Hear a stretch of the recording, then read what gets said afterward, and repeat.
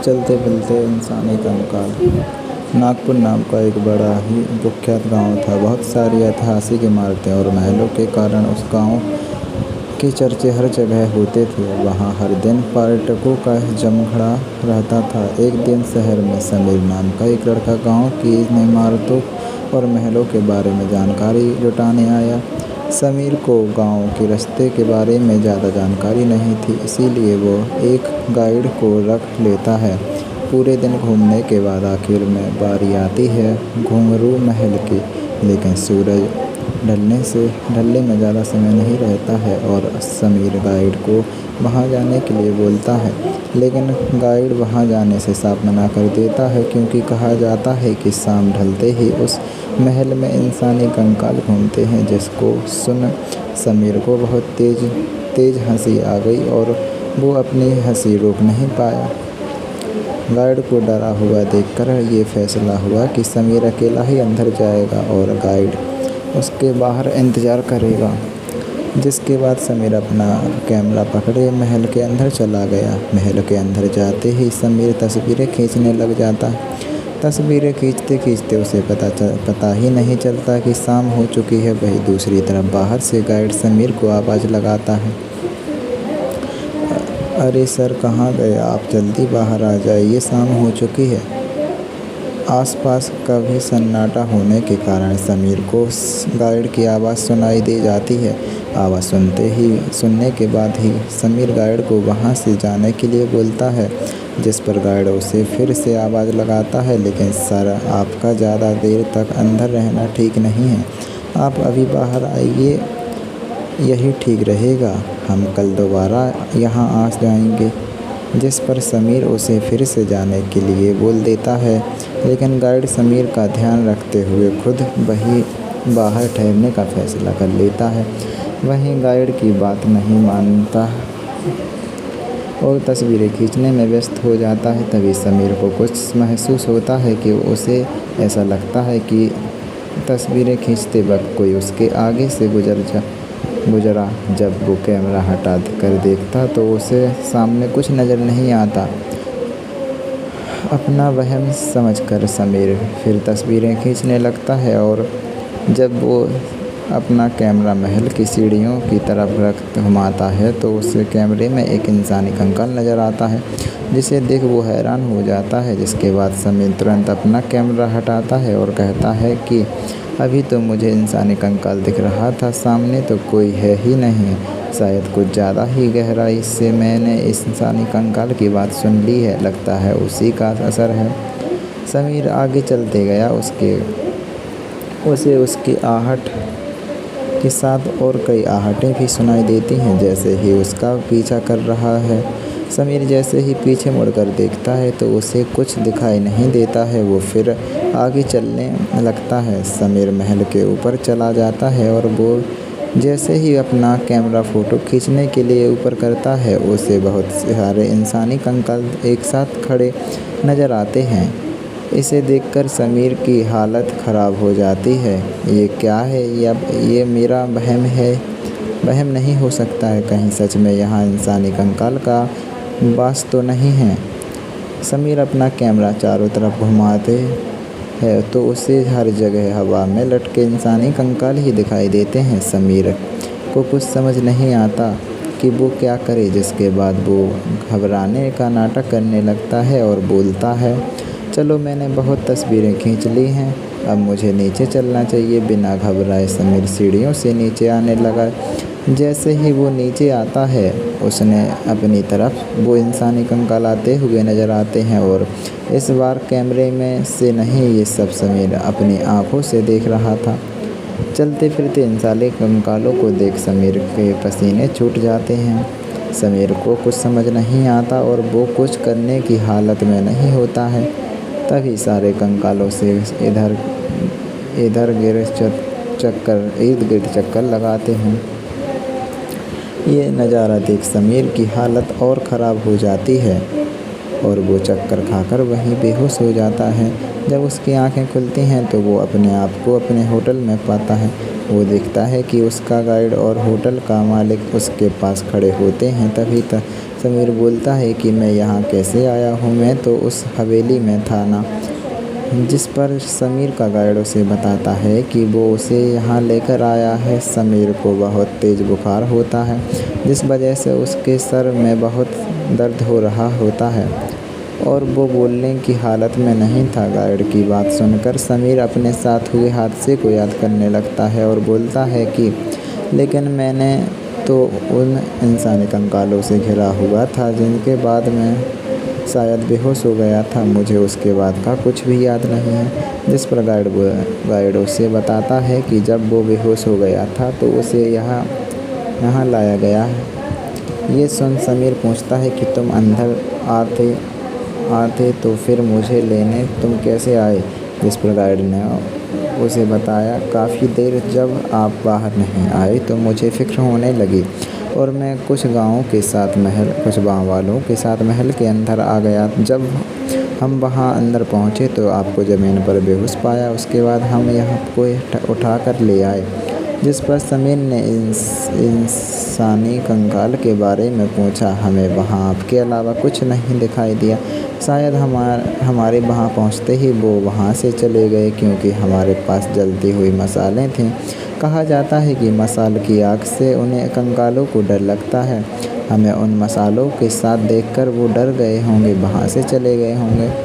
ये सुनने के बाद समीर ने सभी को अपनी जान बचाने के लिए धन्यवाद किया। जिस पर गाइड ने उसे कहा कि मैंने आपको वहाँ जाने से पहले ही रोका था। प्राचीन जगहों को हमें कभी भी मजाक में नहीं लेना चाहिए।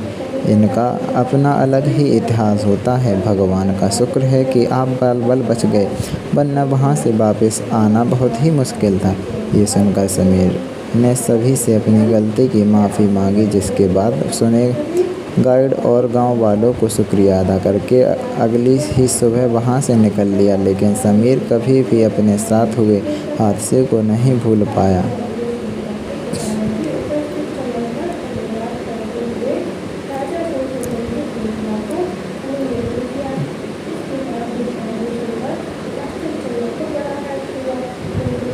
डायन चली देने बच्चों की बलि। एक समय की बात है, किसी गांव में 3 दोस्त रहते थे, अनुराग, सुजल और करण। वो 3 बहुत बहादुर थे। अगर गांव वालों को कोई भी परेशानी होती तो वो तीनों दोस्त मदद करने के लिए सबसे आगे आते थे। उनके गांव में सब कुछ ठीक चल रहा था। सब लोग मिलजुल कर रहते थे। एक दिन अचानक गांव में अजीब सी घटना घटने लगी। गांव के बच्चे एक एक करके गायब होने लगे, जो कि चिंता का विषय था। इसीलिए सभी गांव वाले गांव के चौपाल पर इकट्ठा हो गए और इस समस्या के समाधान के लिए बात करने लगे। काफ़ी देर तक बात करने के बाद करण ने गांव वालों से एक बात कही, क्यों ना हम हर रात पहरा दें। इससे बच्चों की सुरक्षा भी हो जाएगी और साथ ही हमें भी पता चल जाएगा कि बच्चों को आखिर जाते कहाँ हैं। करण की बात सुन सभी गांव वालों को ठीक लगी और इस तरह से कभी अनुराग, कभी सुजल तो कभी करण तीनों गांव में पहरा देने लगे और इस दौरान बच्चों का गायब होना बंद हो गया।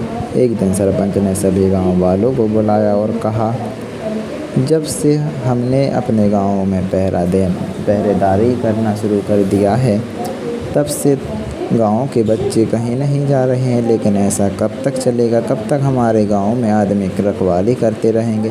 हम इस समस्या को जड़ से निकाल कर फेंकना होगा। सरपंच की बात सुनकर अनुराग को एक योजना सूझी और उसने कहा कि अब रात में वो सभी पहरा नहीं देंगे। जिस पर करण ने कहा कि रात में सभी छत पर छुप कर देखेंगे कि आखिर बच्चे कौन चोरी कर रहा है। उसी रात करण, अनुराग और सुजल अपने अपने घरों की छतों पर जाकर रात होने का इंतजार कर रहे थे। जैसे ही रात हुई, सुजल ने देखा कि एक बच्चा सुजल के सामने वाले घर से निकलकर जा रहा था। सुजल उसे देख बड़ा ही हैरान हो उसने तुरंत मशाल जलाकर अनुराग और करण को इशारा कर दिया।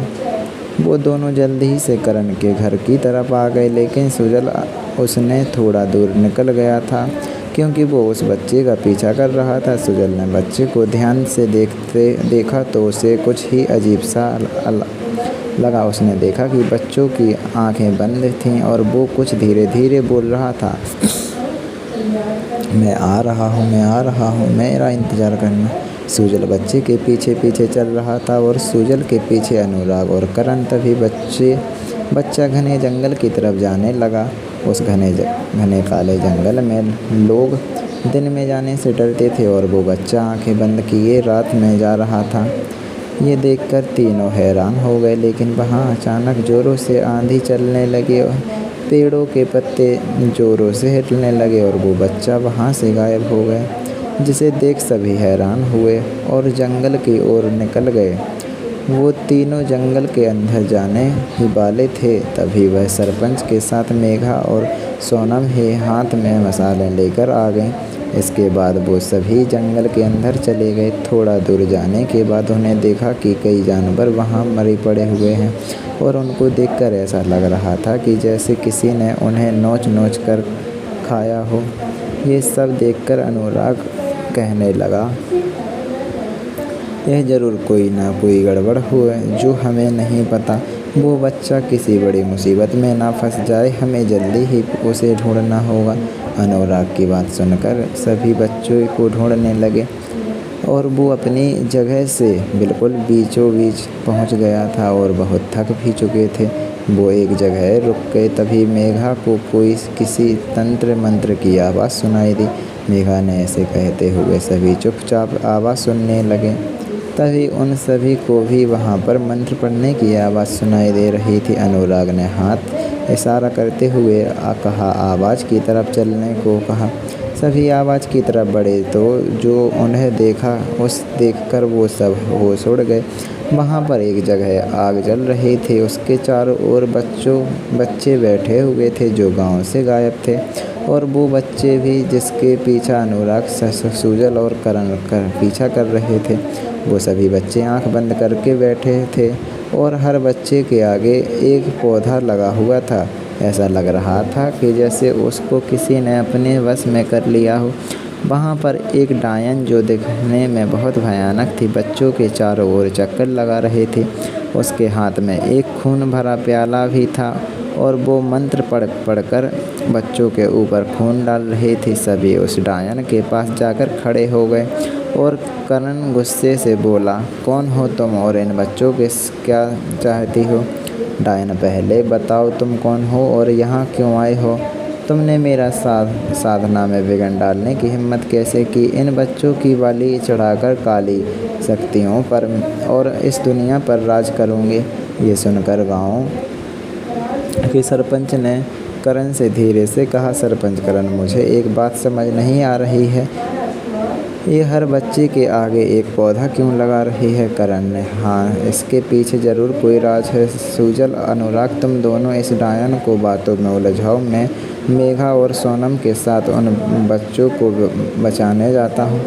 करण के ऐसा कहते ही सुजल और अनुराग उस डायन के पास चले गए। फिर करण ने मेघा से सोनम के उन बच्चों के सामने से पौधा उखाड़ने दिखाया। इसके बाद बच्चों ने अपनी आंखें खोल लीं और वो सब अब ठीक हो गए।